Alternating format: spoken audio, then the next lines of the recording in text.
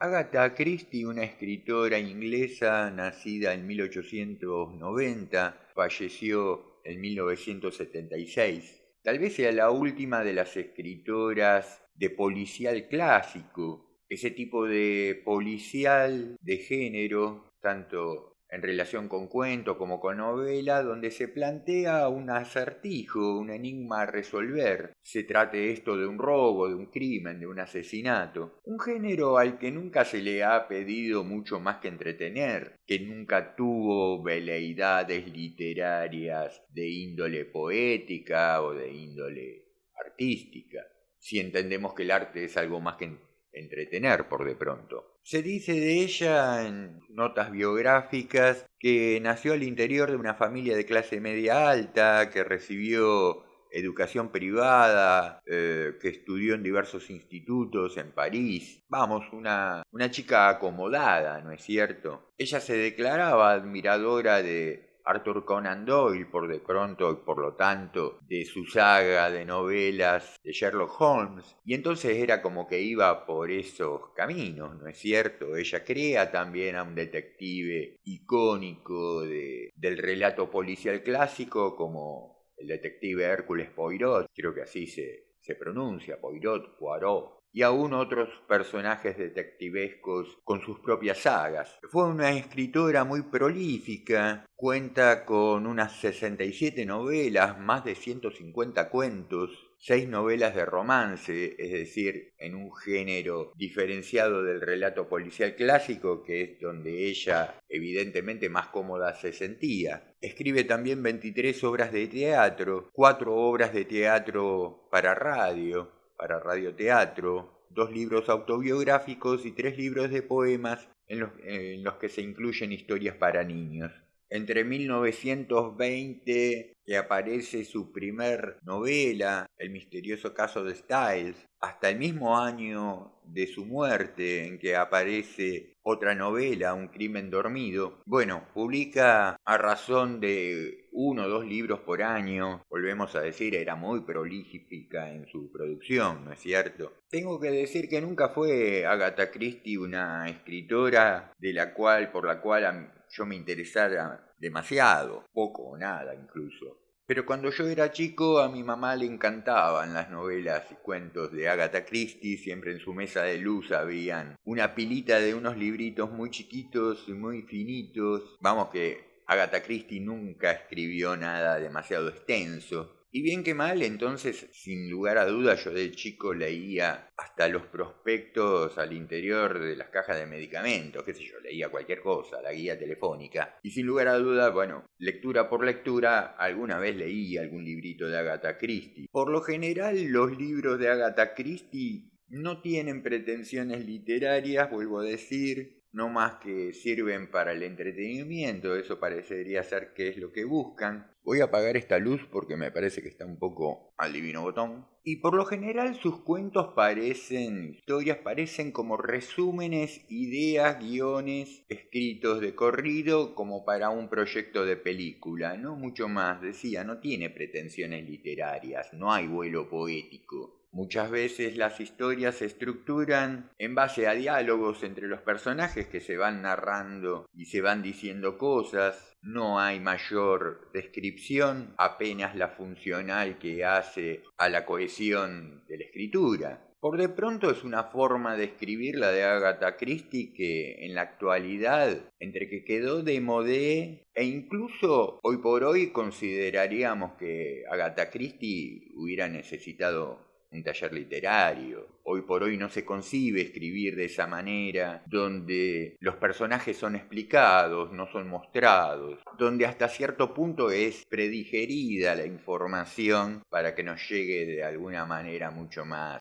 fácil. Es una lectura que adormece al lector, lo pasiviza por de pronto, excepto por lo que parecería ser una especie de desafío común que asume la escritora de tomarnos por sorpresa. Un poco lo que siempre ha buscado el género policial clásico, ¿no es cierto? Sorprendernos con un planteo policial original, un misterio difícil de desentrañar y otra vez una resolución del caso de manera sorpresiva.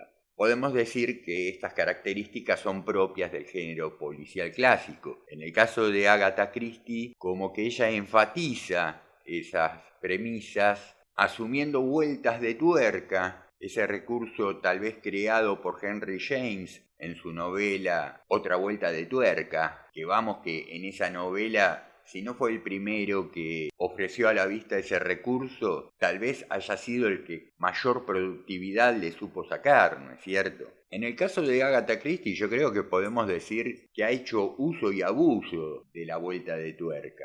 Yo he encontrado cuentos de Agatha Christie, ahora no recuerdo cuál, hace mucho tiempo que no la leo, en que vamos, la propuesta de un cuento de Agatha Christie siempre es hacia el lector, tratemos de descubrir antes de llegar hacia el final quién fue el asesino, quién fue el ladrón, ¿no es cierto? Ese sería el chiste de la lectura. Pero hay casos en cuentos de Agatha Christie que es imposible descubrir porque te plantea una colección de sospechosos, pero el verdadero criminal aparece en el último párrafo, en la última página, lo saca de la galera, con lo cual es imposible descubrir. Y ahí pierde la gracia, me parece a mí, ¿no es cierto? Digo si todavía este tipo de lecturas tienen algún grado de gracia. Creo que es una buena literatura para gente que hace crucigramas, juega sudokus, etc. En fin, pero no vinimos a este video a criticar a la vieja Ágata y casi diría que tal vez a realizar algún grado de rescate de su figura y de su obra. En 1948 publica un libro de cuentos, Testigo de Cargo, con lo cual el libro tiene un título homónimo al cuento que abre la publicación, ¿no es cierto? Testigo de Cargo, entonces, de 1948. A primera vista, un cuento más de Agatha Christie. En este caso, uno de los personajes centrales es Leonard Bowl, un hombre acusado de asesinato del cual él se declara inocente. En vista de esto, un personaje que tal vez termina siendo el de mayor relevancia es Mr. Mayhem, el abogado que lo va a defender. Tenemos a la víctima, Emily French, una testigo de cargo, Janet Mackenzie, que es mucama de la víctima, ha sido mucamo de la víctima. Y finalmente una figura bastante estelar al interior del cuento que es Romaine Bowl, esposa del protagonista de Leonard, que en principio va a ser testigo a favor de su marido, ella es el único elemento a favor que puede prestar testimonio por Leonard, que está en una situación comprometidísima. Voy a tratar de no spoilear esta historia. Busqué en internet a ver si está publicado el cuento, que no es excesivamente largo, pero no lo encontré como para dejarles el link en la caja de comentarios. Voy a tratar de no spoilear, decía, pero sí voy a tratar lo medular de la cuestión de este relato, que incluso les puede llegar a dar ganas de leer el cuento. Formalmente el cuento no se diferencia demasiado de cualquier otro cuento de Agatha Christie, una estructura armada a base de diálogos entre el abogado y el acusado, entre el abogado y la esposa del acusado, algún personaje más. El abogado Mr. Mayhem, no tiene siquiera nombre de pila, es completamente funcional a la trama, en ninguna parte del cuento se nos dice absolutamente nada de su vida personal, excepto de que es un abogado criminalista muy respetado, de lo cual se infiere que es un hombre de edad con una trayectoria. Pero no mucho más que eso, ni siquiera tiene un tono de voz personal. Tal vez podríamos imaginar que se trata de un workaholic, ¿no es cierto? Un adicto al trabajo. El cuento no busca emocionarnos, no busca conmovernos, tanto como sí sorprendernos, que vuelvo a decir, insisto, es un poco el leitmotiv de los objetivos del cuento policial clásico. Sobre todo en este cuento, muy sobre el final, casi la última línea, hay una última vuelta de tuerca, que en este caso, digamos, convengamos que resulta. Con lo cual el cuento tenemos que decir que es efectivo, al menos si aceptamos su propia lógica. Igualmente, en los cuentos de Agatha Christie, en este y en otros tantos, no dejan de haber elementos dramáticos que en otro caso, con otro tratamiento, resultarían realmente conmovedores, terribles, que nos permitirían lugar a la reflexión. Lo que pasa es que ella los muestra de tal modo, como por otra parte también el género policial clásico ha recaído en esta mínima característica. Digo, una víctima de asesinato, un cadáver, es un objeto, elemento funcional a este tipo de género, ¿no es cierto? Podemos hacer la representación visual, el cuerpo tendido, tirado en el suelo, la policía alrededor, la marca de tiza alrededor, dibujando la silueta del cuerpo. Pero no se nos requiere que tomemos realmente conciencia de que una persona ha sido asesinada con todo el dramatismo que eso implica, ¿no es cierto? El dolor de que una persona haya sido asesinada, el dolor para alguien por lo menos. Sí, de alguna manera se juega al interior de este cuento otra tragedia, que te acusen de asesinato siendo vos inocente, ¿no es cierto? En un lugar, en un momento donde estaba vigente la ley de pena de muerte por este caso, por este tipo de crímenes. En fin, en 1957... el director de cine Billy Wilder recoge el guante que alguna vez dejó por ahí disimuladamente caído Agatha Christie y hace la versión fílmica de esta historia. Digo, un día estaría bueno que los más jóvenes, sobre todo, que yo sé que ven este canal, un día les voy a mostrar características propias de este canal que quizás les sorprendan. A lo mejor cuando lleguemos a los 1000 suscriptores celebremos narrando un poco la historia de este canal de literatura y mostrando algunos elementos de la trastienda que los hay tal vez interesantes.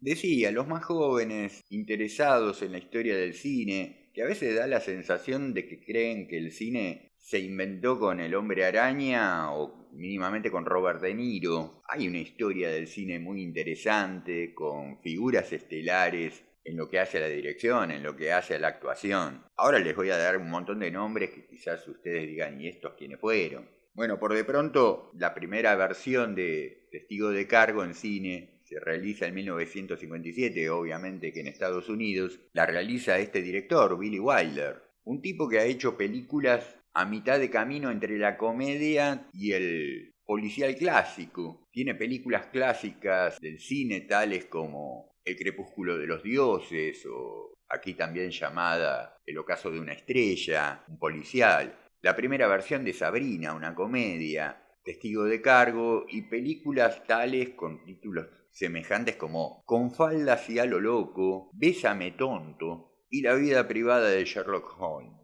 En fin, cuenta con la interpretación de Tyrone Power en el rol de Leonard Bowl. Si quieren saber quién era Tyrone Power, fue uno de los primeros actores que interpretaron al zorro, al espadachín. Trabaja Marlene Dietrich, una actriz alemana que venía prácticamente del cine mudo, fue famosa por El Ángel Azul. Charles Laughton, que lo pueden recordar tal vez de una de las primeras caracterizaciones que hubo, la primera en cine sonoro sobre El jorobado de Notre Dame, que en este caso interpreta al abogado Meijer. Sin embargo, excepto por Leonard Bowl, a todos los demás personajes se les cambian los nombres, vaya a saberse por qué.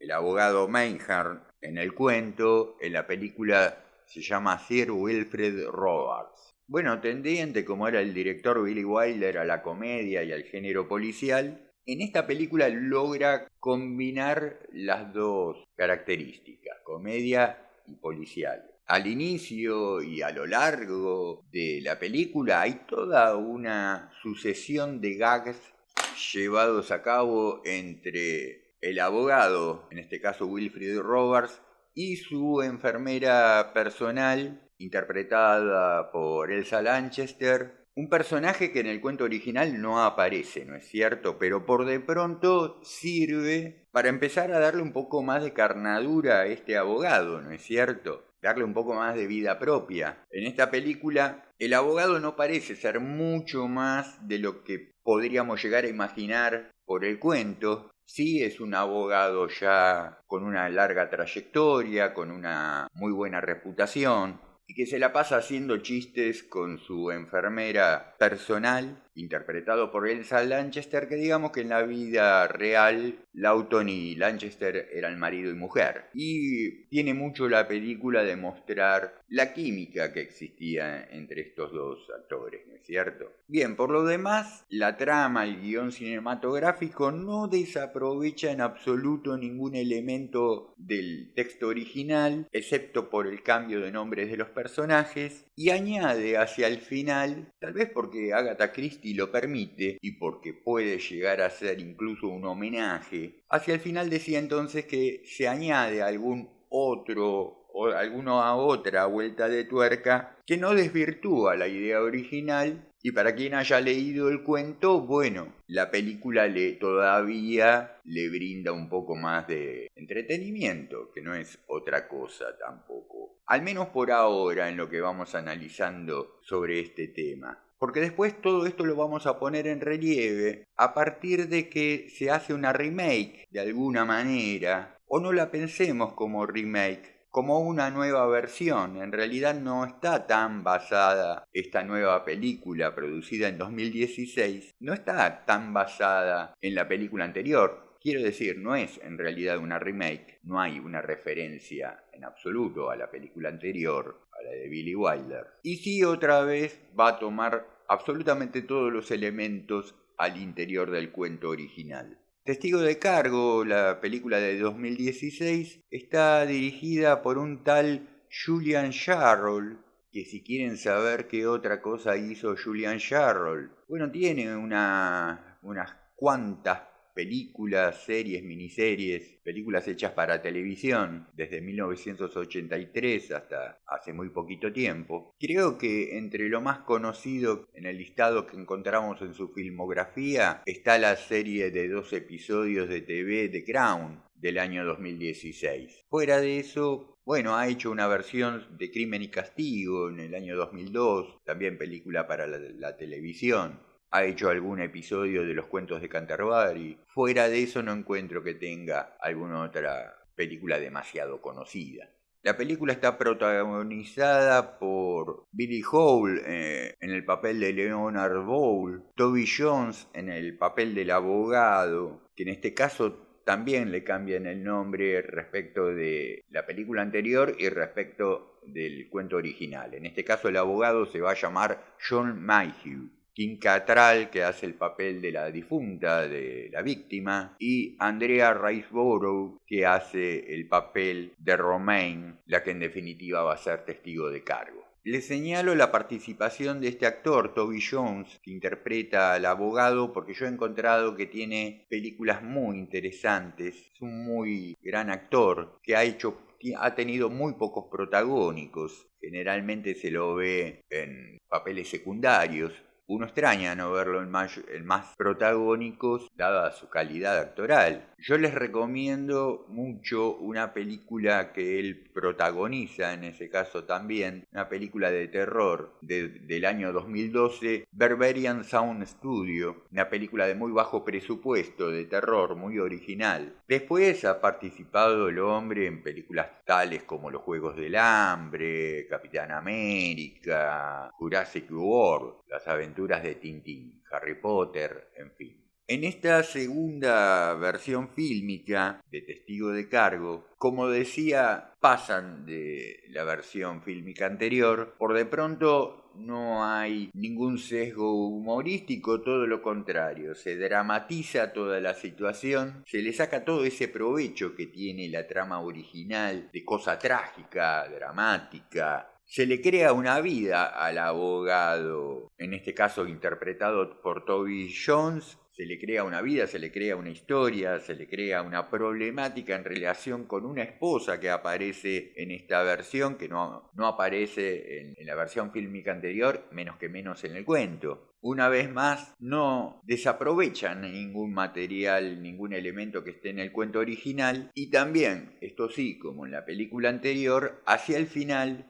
se agregan vueltas de tuerca que no desentonan con el cuento original, no lo contradicen, no lo rompen, pero que otra vez nos van a sorprender, a hacer que encontremos algo nuevo. Si bien, como digo, en esta versión elementos novedosos aparecen desde el inicio. Si uno por primera vez al leer, si hubiera sido que ha leído cronológicamente a partir de la aparición del primer cuento, del cuento original, si uno hubiera dicho, che, qué lástima, qué buena idea, lástima que no lo hayan profundizado más. Bueno, esta película final del 2016 lo logra, ¿no es cierto? No dije que esta película es producida en Inglaterra por la BBC, a diferencia de la anterior hecha en Estados Unidos. En fin, dije que no iba a spoilear la trama, pero sí vamos a referir a la idea central. En definitiva, ¿de qué trata Testigo de Cargo? Es de lo que hacemos por la persona a la que se ama, por lo que hacemos, por lo que no hacemos, por lo que no haríamos por la persona a la que se ama, a la que decimos amar, y lo que sí podríamos llegar a hacer por la persona a la cual amamos. Y en ambas películas, voluntaria o involuntariamente, dependiendo del guionista, el director, se da un juego de reflejos relacional. Hay algún diálogo interno entre la relación entre Leonard Bowl y Romain, esa testigo a favor de su causa que termina volviéndose testigo de cargo, que no deja de contrastar en el primer caso entre la relación del abogado con su enfermera personal, más aquí en la relación, en la segunda película, en la relación entre el abogado y su esposa,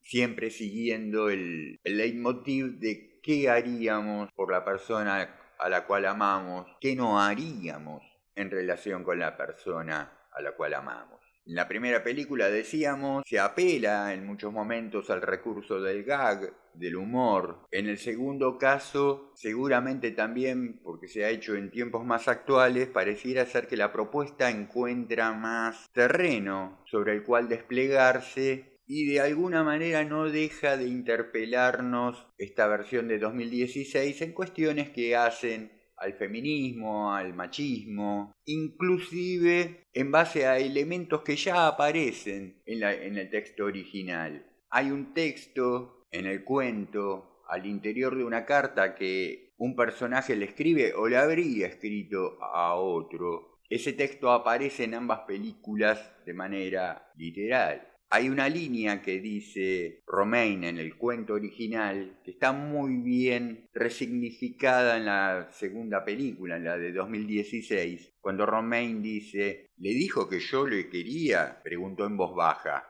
Ah, sí, veo que lo hizo. Qué estúpidos son los hombres. Estúpidos, estúpidos, estúpidos. Esta reiteración del adjetivo, de la calificación, ¿no es cierto? Esto que al interior del cuento pasa sin pena ni gloria, está muy resignificado en la segunda versión, incluso por el contexto en el cual se dice. Quisiera agregar algo más en relación con la última película, la última versión fílmica, la de 2016. Que creo que es la que ustedes tienen que ver, creo que es la más jugosa, la que más los va a conmover. En todo caso, si después les nace así como una especie de interés arqueológico, antropológico de esta obra, bueno, después van a la primera versión fílmica y vayan al cuento, para ver qué tanto se corrobora al menos lo que estamos diciendo en este video. Hay una situación, y con esto no estoy spoileando, al interior de la relación entre el abogado y su esposa, que es la de una culpa que el abogado siente, que finalmente su esposa le confirma la certeza de esa culpa, pero que durante toda la trama a él lo compele a intentar saldar o redimirse de su culpa amando a su esposa. Hay un momento donde a él le reclama que todo lo que él ha hecho en su vida fue por amor a ella, pero vemos que, bueno, movido, o podemos preguntarnos al menos si realmente ha sido movido por el amor o por la culpa. Algo que no deja de estar, vuelvo a decir, como reflejo de lo que le pasan a las otras parejas o a la otra pareja protagónica de la película. En fin, esto tanto como para demostrar que en literatura En la creación artística no existen las malas ideas, lo que existen son los buenos malos tratamientos, y tampoco estoy diciendo con esto que Agatha Christie haya hecho un mal tratamiento de su idea original, propia. Simplemente no la llevó mucho más allá de la idea de lo que de por sí, como podemos ver con las películas, la idea daba. Tal vez simplemente porque no le importó, no le interesó hacerlo, ¿no es cierto? Pero insisto con esto de que no existen las malas ideas. Sí pueden existir los buenos, malos, regulares tratamientos. Y que no hay nada nuevo bajo el sol, con lo cual cuántas veces en lo que hacemos los escritores no estamos reescribiendo de alguna manera alguna idea que nos quedó por ahí, más voluntaria, más involuntariamente, más consciente, más inconscientemente en el tintero, y que de alguna manera algo nos compele a resignificar, a llevar más adelante, ¿no es cierto? No hay ideas buenas o malas, hay ideas que te pueden interesar más, que te pueden interesar menos. Esto en función de que las ideas se vuelven temáticas, ¿no es cierto? Y una temática te puede interesar más, menos, por lo tanto te está interesando más, menos una idea. En fin, mis queridos contertulios, espero que se hallen de muy buen grado en estos días. Hoy está muy nublado. Y espero que estén teniendo muy gratas lecturas y nos vemos en el próximo video. Chau, chau.